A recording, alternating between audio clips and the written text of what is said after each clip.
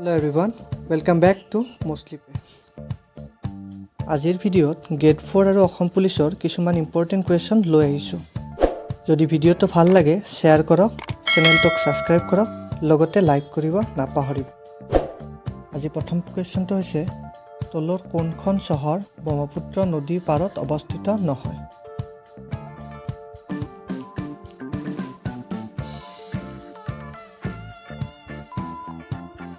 শুদ্ধ উত্তৰটো হৈছে অপশ্যন চি নলবাৰী। অসমৰ ক'ত বিশ্ব স্বাস্থ্য কেন্দ্ৰ অৱস্থিত?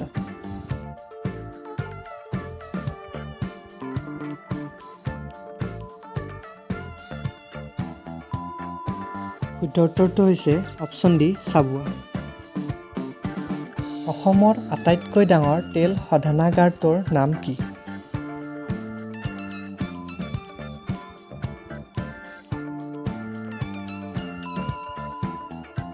শুদ্ধ উত্তৰটো হৈছে অপশ্যন বি বঙাইগাঁও তেল শোধনাগাৰ।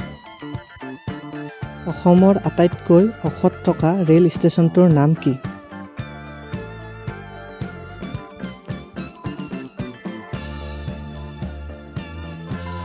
শুদ্ধ উত্তৰটো হৈছে অপশ্যন ডি জাতিংগা।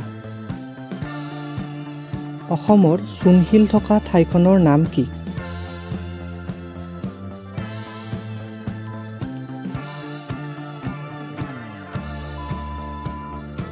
শুদ্ধ উত্তৰটো হৈছে অপশ্যন এ দিলাই পাহাৰ। অসমৰ ব্ৰহ্মপুত্ৰ আৰু বৰাক নদীৰ অৱবাহিকাৰ দুটাৰ বিচ্ছেদক পাহাৰটোৰ নাম কি?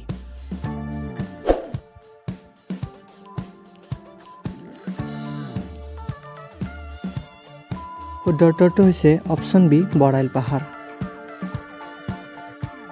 ব্ৰহ্মপুত্ৰক বাংলাদেশত কি নামেৰে জনা যায়?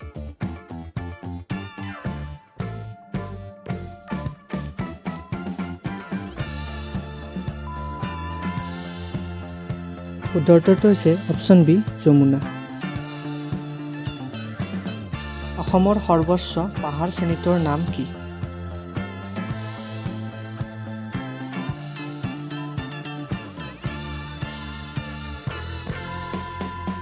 শুদ্ধ উত্তৰটো হৈছে অপশ্যন বি বৰাইল পাহাৰ। অসমৰ দক্ষিণ দিশত থকা বিদেশী ৰাষ্ট্ৰখনৰ নাম কি?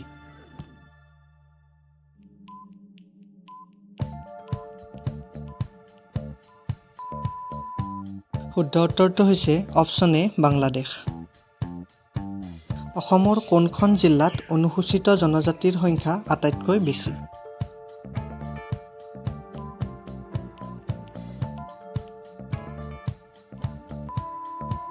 শুদ্ধ উত্তৰটো হৈছে অপশ্যন ডি কাৰ্বি আংলং। অসমৰ কোনখন চহৰত কয়লা সংগ্ৰহালয় আছে?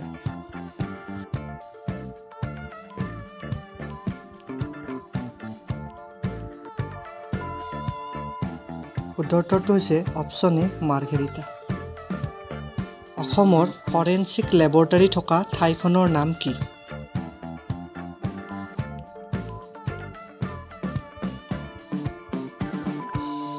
শুদ্ধ উত্তৰটো হৈছে অপশ্যন এ গুৱাহাটী।